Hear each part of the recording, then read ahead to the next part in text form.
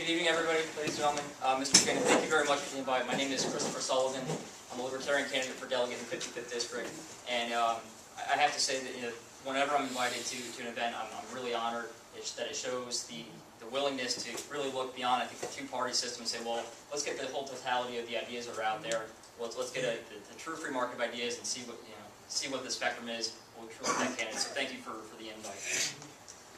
I am not a Virginian by birth. I feel I was born again Virginian when I came down from Connecticut to Virginia Military Institute, and that's really what brought me down. I was born and raised in Danbury, Connecticut, and then moved over to Newtown, which is now unfortunately well known for Sandy Hook. And that incident, my wife and all my in-laws, my brother and sister graduated from Sandy Hook Elementary up in Connecticut. But I came down to Virginia Military Institute, got my degree there, and joined the United States Marine Corps. Served 8.5 years as an intelligence officer, separating at the rank of captain in 2011. At which point, and that was from Quantico. So at that point, I really could have picked to go anywhere and chose to move about 26 miles south from Fredericksburg down to Beaver Dam, where my wife and I now have a very humble homestead. We raise dairy goats, we raise meat chickens, and my kids have a full-time petting zoo with the ducks and chickens everywhere. If you know the area in Beaver Dam, it's right around the corner from the Quick Stop, which is my favorite gas station and Class 3 firearms dealership. I'm running for this office because I feel that Virginia has been derelict in its duty of looking out for the liberty of Virginians. I feel that the federal government has trampled on the rights of Virginians for far too long, and Virginia stood by, let it happen, and then people get upset when they have health care running down their throat. Well, when we abide over 100 years of having them tell you that everything is justifiable under Supremacy Clause and Interstate Commerce Clause, you can't be surprised when they say, and health care too. We're going to do health care too, now you have to buy that. So I feel that at the state level, there's certainly room for efficiency. I'm looking to cut whatever waste I can possibly find. I've got a printout of all the Virginia agencies, organizations, and about half of them, to my mind, need close inspection, if not, I'd say completely doing away with them, but possibly so. There's in my mind, a lot of redundancies and efficiencies that we can find. But really, my entire platform centers around trying to make Virginia the freest state in the Union. I feel if that's not our true goal, then we need to re-examine what we really want in life. Do we want to be free, or do we deep down want to control other people and influence their behavior and tell them how they should be, even though it's peaceful behavior? So I'm running as a Libertarian candidate, not because I feel the Libertarian Party has a tremendous infrastructure and money and fundraising ability, but because it's the only platform that espouses a return to constitutional governance. Republican Party, to my mind, has a very solid creed, but they just don't abide by it. And I've heard Mr. Fowler say he agrees to, and that's fantastic. I hope whoever ends up in that seat can hold their feet to the fire. But I view everything through the philosophy of liberty. At every decision point, are we making ourselves more free or less free? Are we doing right by the citizenry, or are we levying another burden on top of their shoulders? So that's where I'll wrap it up for now. I really welcome anybody's questions for the duration. Would you come back up? Thanks. Questions? Major. You speak of freedom and liberty and all. There are a couple of issues that I have more than one question, but one is, what do you know about and where do you stand on Common Core? And I would ask this of both candidates. Just take a couple of minutes. Sure. Doesn't matter. From what I know of Common Core is that it's trying to get towards a top-down education system where the curriculum, the textbooks, they're all force-fed from unelected officials, particularly those at the larger state or the most populous states, because they can influence the textbook authoring. Smaller states have less bargaining power in that kind of market to produce the textbooks and so forth. My personal take on it is that education needs to reside as closely to the parents as possible. It's the parents' job. Parents are the ones who brought the child into the world. It's the parents' job to ensure that child has the education he or she needs to be successful in life. And that's it. There's no socialization, all that other kind of kinds of ancillary functions that they're warranted, but in terms of education, it's the parent's responsibility. So, with that in mind, keeping the curriculum as close to the parents, the local level, the state level, and I really hope we can get away from the federal level as possible. Keep it as local as possible. Buddy? We're pretty much in 100% agreement on that issue. I will not support Common Core. We have our own, standards of learning, standards of accreditation in Virginia, which work good. Our standardized tests on our students stack up well with any other place in the nation. I believe, like I said, we do not need Washington, D.C. running our schools. You know, the Hanover School Board does a fine job. After that, the state of Virginia. So it's the closer we keep education to the local level is the more I like it. So yes. Next question. Let's Let's let everybody, we'll come back to you, Major. Questions? Major? This is an English speaking. There's a National Right to Work Committee. There was a survey just sent out. Chris, you probably don't even know of that. I didn't take the survey, sir. One of the candidates, Ms. Radler, she failed to answer the questionnaire. There are 6 questions on basically where you stand on right to work, and that deals with part of the freedom that they're trying to take away from you. Let's start. I'm pretty sure I've returned that survey, and I'm sorry Chris didn't get one, but I also added, Ms. Radler also got an NFIB survey, which is National Federation of Independent, that's the voice of small business, and for some reason she didn't want to return that survey either. But right to work, to me, I'm going to stand up for the right to work.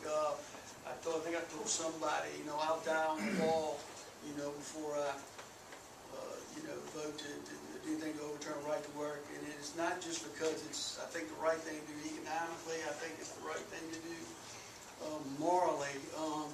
And I think I've told folks in other forums that, to compel someone to pay dues to an organization, for the God-given right to feed their families, to me, I just can't abide that. So the right to work, I think, is one of the crown jewels of Virginia's economy. It's one of the reasons we can attract companies, say from Maryland, for instance, are coming here in droves because of it. So right to work. I'm for it.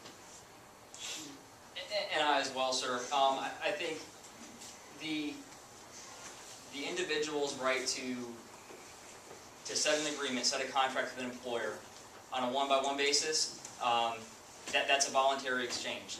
The employer employs at will and has the right to hire and fire as they see fit. But that provides a large degree of certainty to the market. If an employer has is forced to deal with unions, if workers decide to unionize, fine, and I'm all for it. If it's free and voluntary, I'm all for it. But if they say, hey, we're going to strike today, the employer has the right to say, well, that's fine, but I need people to work today, so best of luck to you. And that kind of certainty is what we need in the market. And I think it's the fact that Virginia is a right-to-work state does go to it's shown in the fact that we are one of the top-rated states for business. There's a few things I think we can do to tweak it to make us a little bit better, a little bit more competitive with states, especially like Texas and even Florida that ranks pretty high. But no, I'm wholly in support of maintaining our status as a right-to-work state. Arnie? I see the rural areas here in Hanover County and all statewide have a lot of trouble getting high-speed internet or even low-speed internet. Would either of y'all support anything in the legislature that will give some assistance to, high-speed internet is becoming a necessity, not a luxury. And I was just wondering if either one of y'all would support anything in the legislature that would help the rural areas.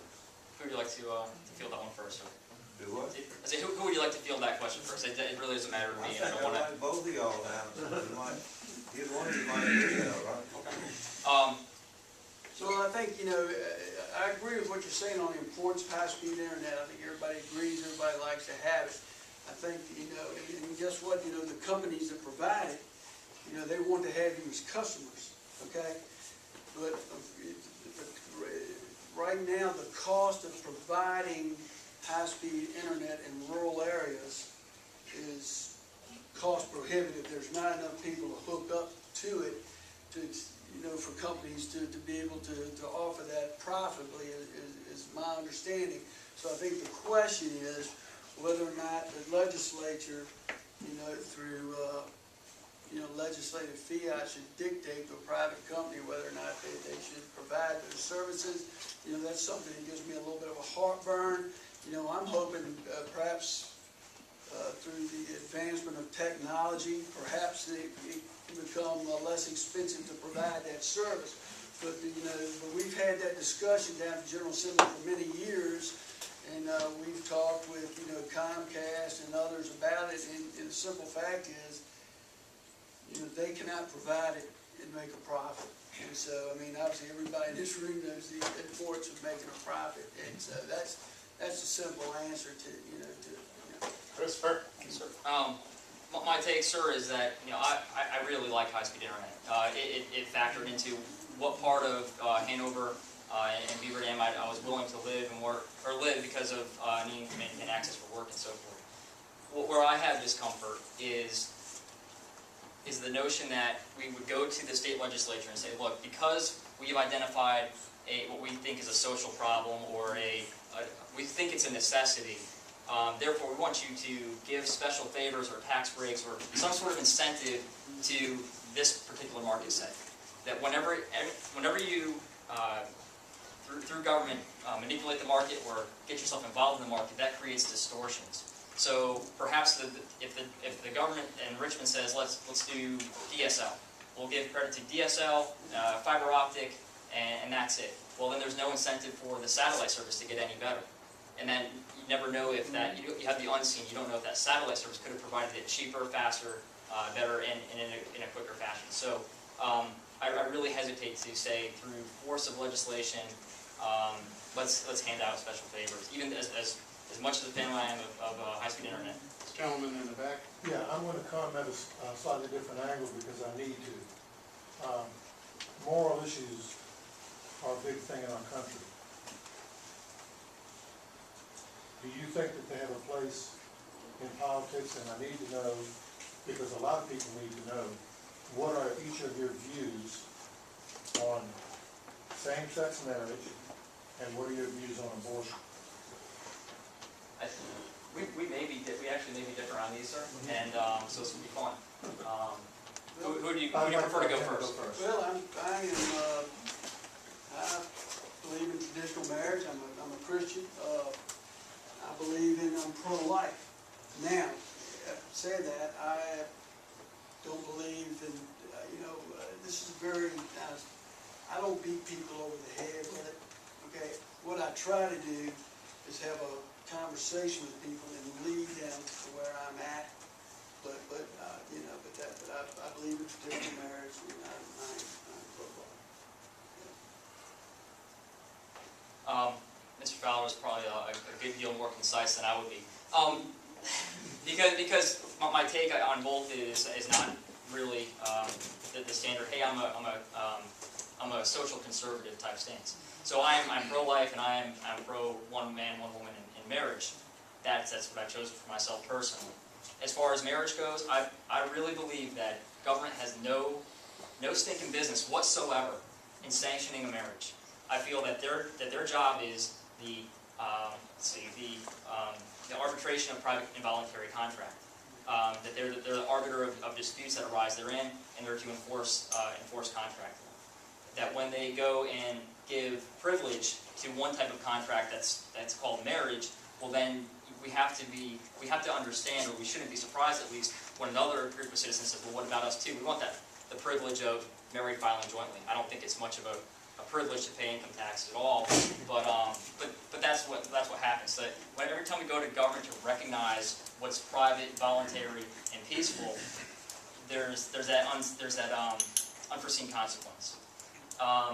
as far as the abortion issue goes, what I'd like to see is a absolute reduction, elimination of state assistance to abortions. I'd like to see at the federal level for sure.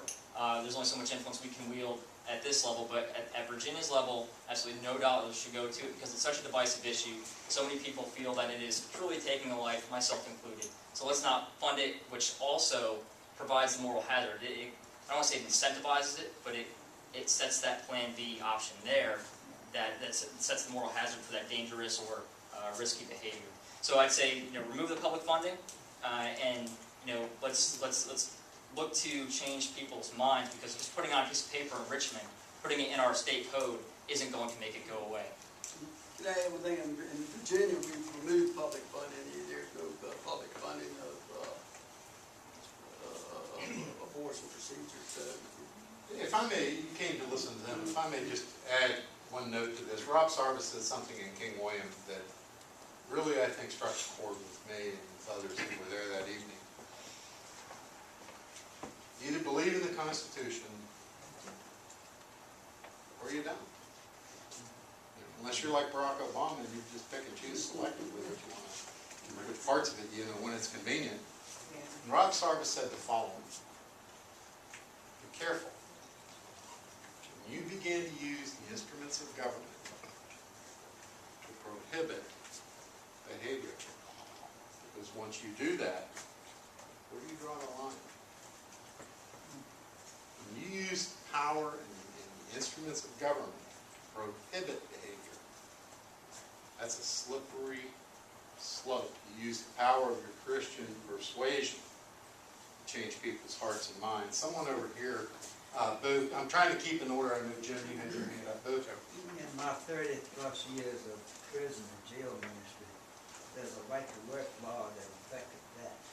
State Farm on Road 6 was self-sustained. Right to work law came in, the lawyers took it in there, and now no more, because those men in jails and prison don't have to work anymore. So there's a good side and a bad side to everything. But it seems like lawyers can change it for the better. And the right to work law has really affected it. Jim? This is kind of specific. I recently called Mr. Cox's office and spoke to you specifically about the expansion of the Department of Environmental Quality. Do either of you propose? Spoke to me about that? Okay, so I don't That was the one where it sailed to committee. I didn't even have time to read it. Within 2 hours, it was to a 20-person committee, rubber stamp. John Cox voted for it. I understand the need to follow regulations, but my statement/question is, do you plan, either one of you, plan to propose legislation to minimize the regulations across the board, DEQ, EPA, I don't care. We need to at least cut that stuff by 50% to spur the economy in Virginia to where we need to be. And that's going to need to be pushing back on the federal level as well. Do either of you plan to introduce legislation to limit those departments in the state of Virginia? My take on pollution, sir, is that if you follow property rights, no one has the right to violate the property rights of others. I cannot pollute your property. So what we have in place, though, is through government, special privileges are granted largely to big corporations that, hey, you've got the right to dump your mess in this river right here, or you've got the right to spray this kind of poison all over your field, and yeah, it runs down into the water table, but it's generally recognized as safe. Well, it gets into your neighbor's water table into the well. So if you abide by strict property rights, we don't need as much, we don't need phone books of regulation from the EPA at the federal level, and again at the state level. I'm all for reducing it, but not at the cost of, not if it's to grant privilege to pollute other people's property. The problem we have now is the Commonwealth of Virginia, we're trying to implement a new stormwater regs, which we entered into a consent agreement with the Environmental Protection Agency. We kind of had a Faustian choice between, Virginia, you come up with a program to address the pollution in your tributaries in Chesapeake Bay, or we'll come up with one for you. Okay, so obviously, the Commonwealth of Virginia, we decide, well, you know, we'll come up with our own plan, you know, they've signed off on it. The models they're using, we are aware that the EPA model and everything is wrong. There's no way to measure whether or not the stuff we're implementing, you know, how much in terms of, you know, nitrogen and phosphorus, and how much we are either preventing from going in. And so there's a lot of, there's going to be a fight about this, okay? And I'm willing to join that fight. You know, I think it's one thing to implement regulations that you can actually implement, whether or not you can measure the results, because this is going to be expensive. We want to go back to our taxpayers and say, you know, yes, we know this is costing you money, but this is what we were able to do. Right now, the way this thing is currently constituted, we can't do that. So I think there is going to be a lot of pushback on the EPA, which is why it's imperative that we, you know, elect Mark Obenchain and also, you know, Ken Cuccinelli, because without the Republican governor and the Republican Attorney General, they're the ones that file suit against the EPA. Okay, so it's, if we don't have that ability, the General Assembly is going to have a, I mean, it's going to be a challenge. So, but I'm willing to go down there and push back on that. In terms of specific legislation, I'm not sure about what specifically I would do to address that.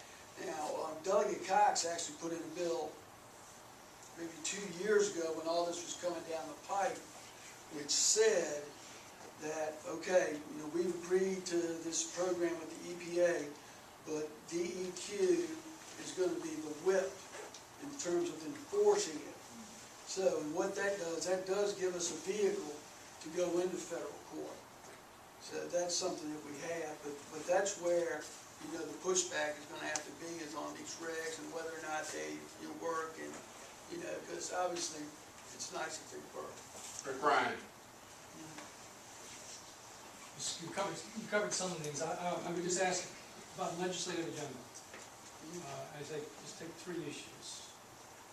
What 3 issues would you work for trying to pass in the legislature? Or, by the way, if you remove a law, that's good too. That's a good agenda. Start off with Chris? Sure, I'd love to see more removals of law, you know, removal of the code that we have on the books right now, rather than just piling on, trying to, you know, sentence by sentence go back and maybe fix a few things here and there and kind of tweak it. We should just, you know, really start taking an axe at things. You know, I'd say some of the key issues that I've seen around our district anyway are the right to produce and sell food, right to produce and sell whatever it is that you grow on your property, and the right for the buyer to consume it. We say, you know, Chris said we need more taxpayers. I understand where you're coming from, sir, but I think what we need are more entrepreneurs, more people who have less bureaucratic regulation that gets in the way of entering the market. And right now that's one. There's the Food Freedom Act. And then there's also a proposed amendment last year that did not make it through, that basically gives the farmer and on the other end the consumer, respectively, the right to acquire food farm to consumer. Firearms freedom. I feel that it's come way too far from the federal government shoving firearms laws down our throats in defiance of Second Amendment. So, I mean, Wyoming. Wyoming just passed a law preemptively nullifying federal unconstitutional laws about firearms. They say, look, we've got it, we're not going to tolerate your enforcement, we're not going to enforce it for you. If we catch your agents on our soil, there might be some jail time. Okay, so things of that nature. But really, whatever I can do to roll back as much of the freedom that's been taken and restore that freedom to the folks in the district, that's really where I'm looking to make the biggest impact. I'd really like to at least start the discussion of removing the state income tax. And I understand that's a massive bit of income, and I hate to say income, because income is done on voluntary terms. It's taxation. So it's a massive amount of revenue, taxation revenue for the state, but there's other states doing it, and I feel it'll better set the economic conditions for more entrepreneurship and more prosperity.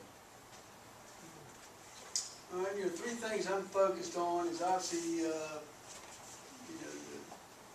jobs, business, and the economic development, and just the overall economy in the Commonwealth of Virginia.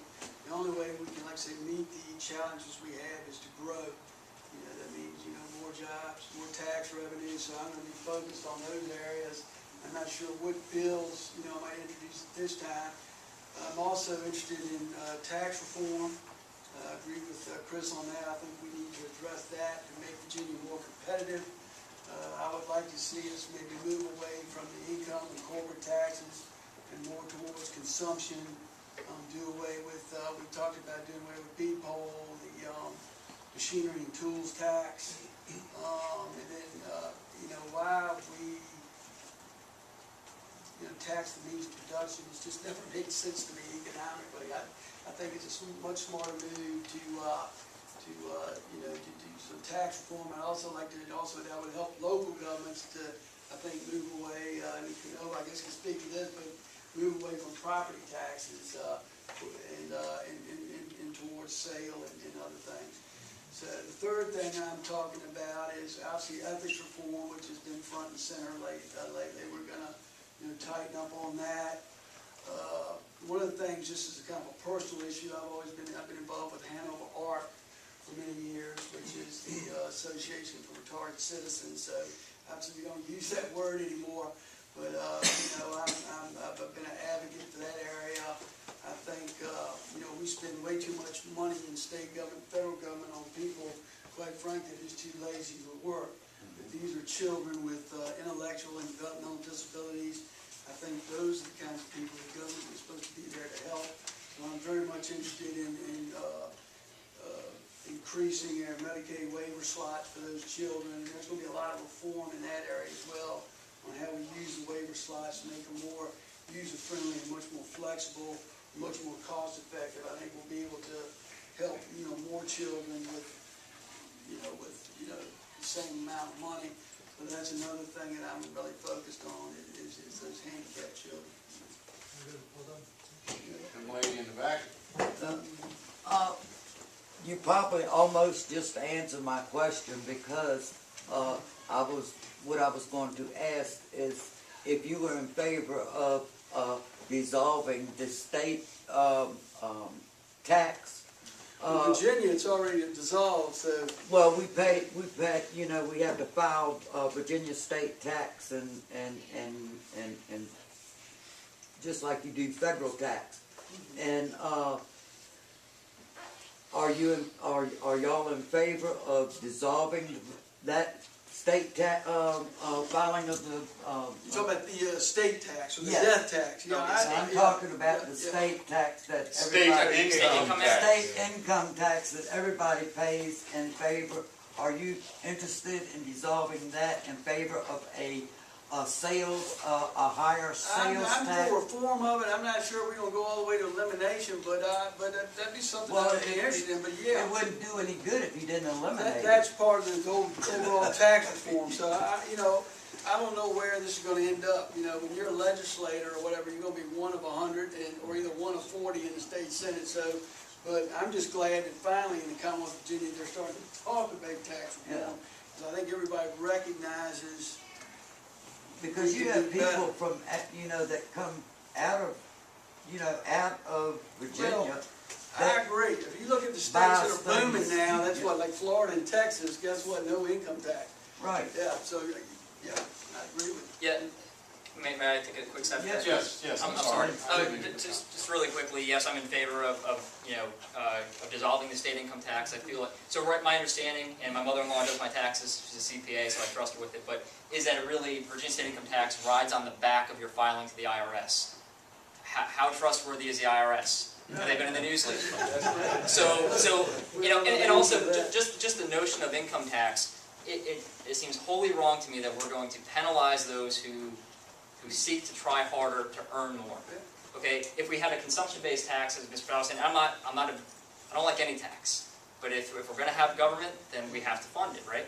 So, at least consumption, it's a direct. You make the decision to, I'm going to go buy a new big screen TV, and I know there's tax there. Okay, it's a voluntary thing.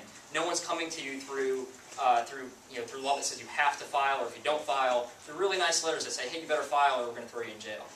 So to me, the direct form, the direct form where you can actually make that choice, is better, it's more voluntary, we need to get to that level and get rid of the taxation on success and effort. You know, if I can say one thing, you know, say, income, you know, that's a tax on wealth in the making. You know, consumption is after you've already made your wealth, so it makes, from an economic standpoint, it makes much more sense. Yeah, Trying to make sure everybody gets a question in. This is really not a question, but it's a trust issue. Many of us in this room 4 years ago worked really hard to elect a Republican governor, lieutenant governor, attorney general, House of Delegates, and state senate.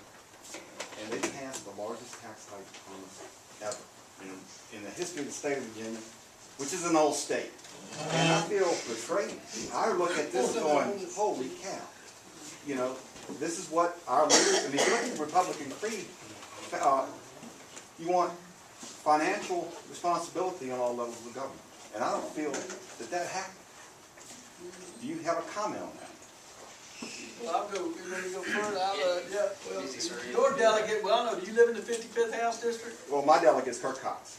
Oh, Kurt Cox, well, I Yes, can't and he remember was how he for voted. that, and I wish somebody would run against him. But delegate, the 55th voted against it, you know, I would have Right, voted right, against it. and I appreciate I think that. 33 Republicans voted against it.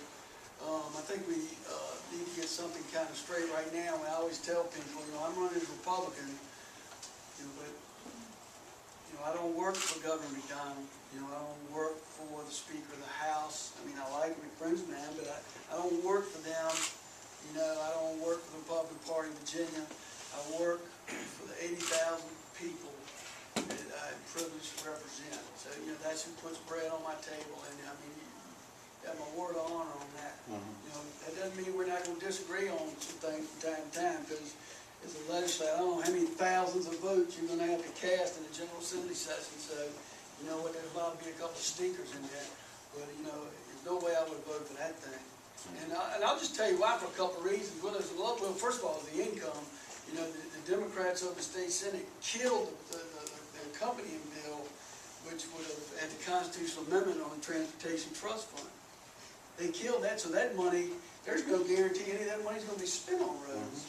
You know, there was also, when it came over from the state Senate, you know, 40% of that bill was just general fund money. It wasn't even for roads. So that's, you know, so they A lot of new spending. Exactly. On new So spending. that, you know, it was just an awful bill. So, but anyway, I work for you guys. Yeah, I'm glad that Governor McDonald can't run for re-election. But I'd like to see term limits. I'd like to see term limits across the board. You know what those term limits would be. I think that's kind of up to the what the citizens will ask for, and I'd like to see.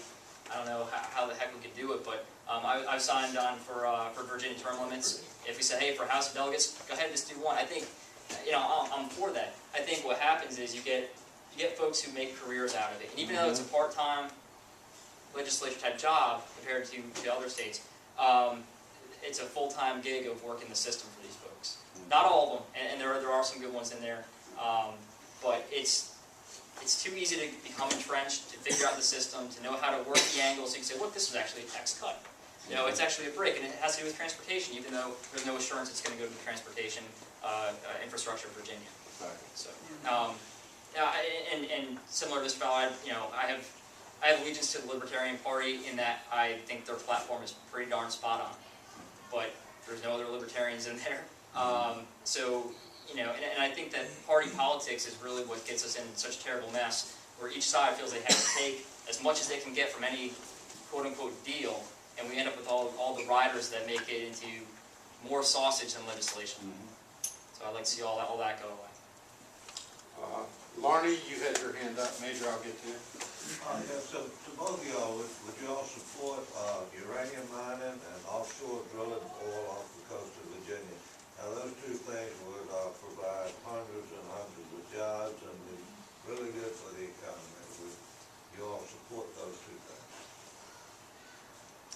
I'd say it's conditional, sir. I mean, for uranium, I think there's a burden of proof that on those who wish to do the mining, to say, look, this is absolutely safe.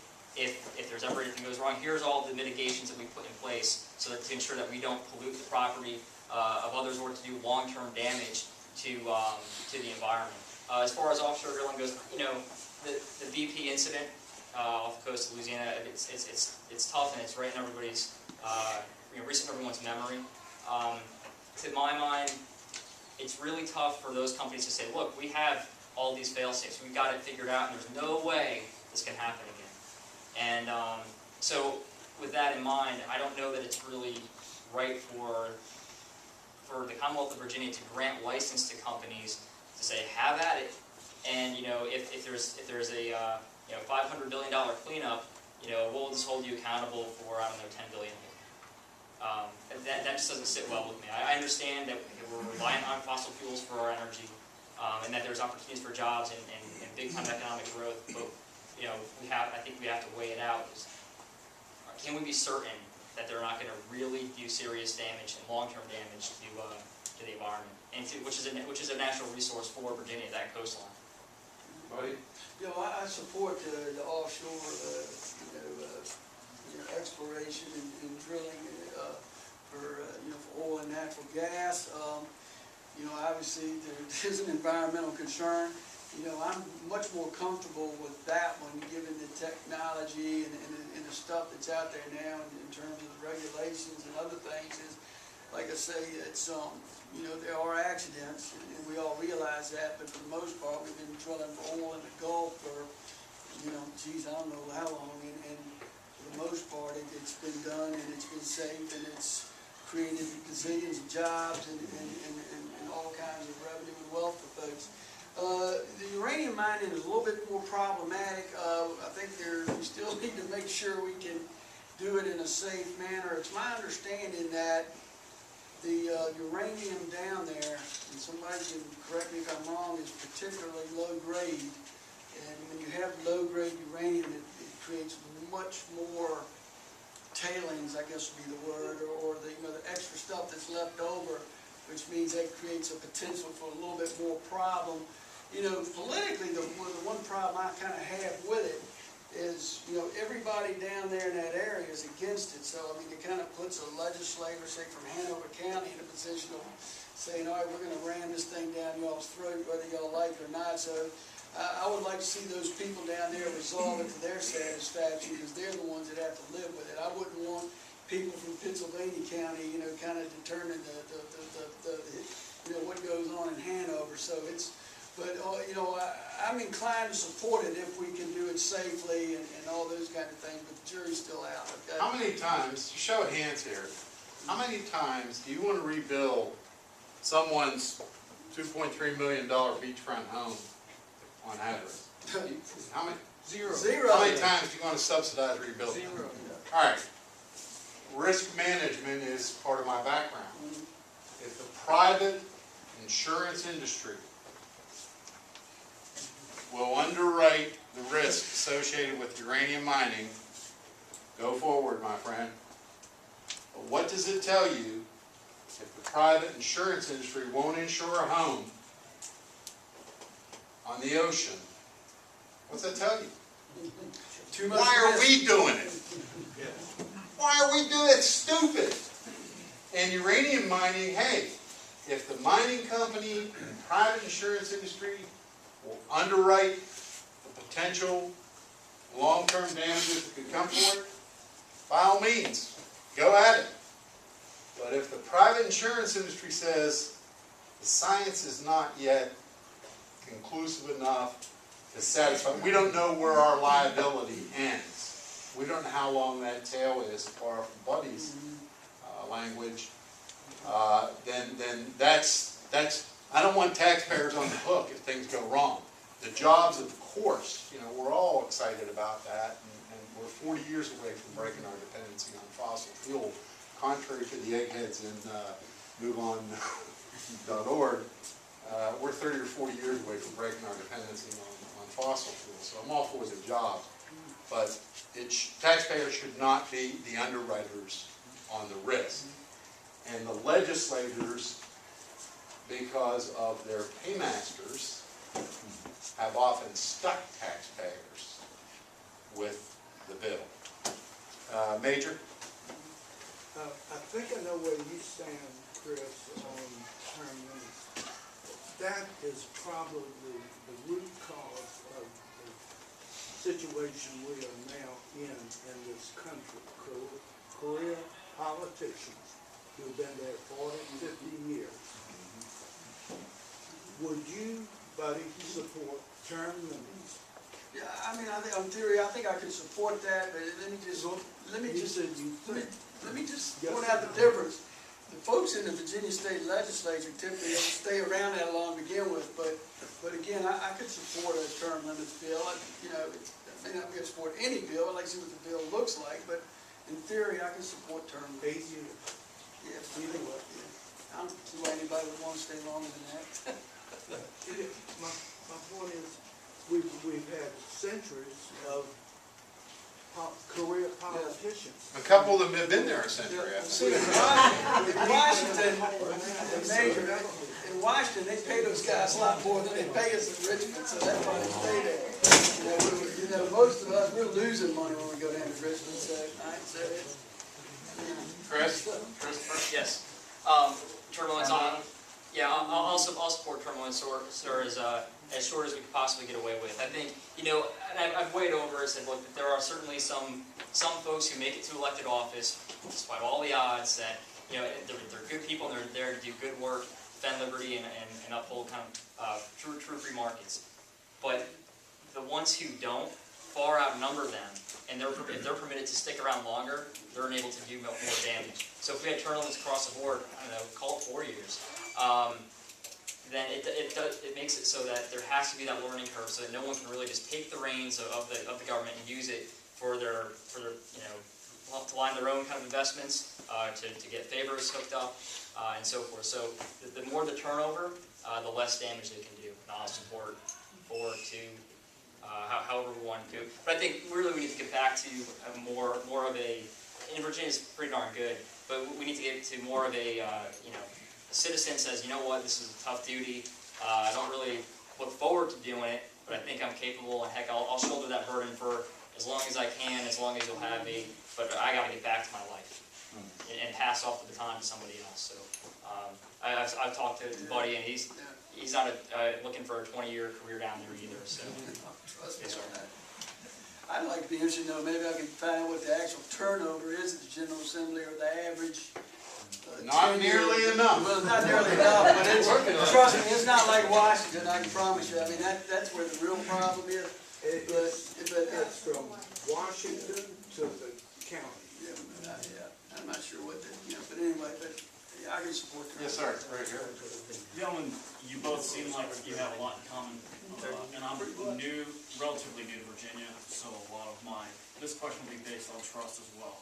But for Chris, one of the big differences seen between the two of you is establishment in the community and time being here. So what can you say to help us trust you?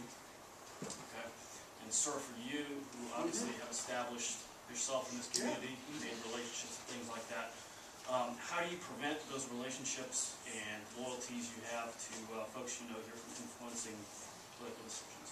Well, I think, first of all, most of my friends that I'm thinking of and acquaintances, I don't think would ever put me in that position, first of all.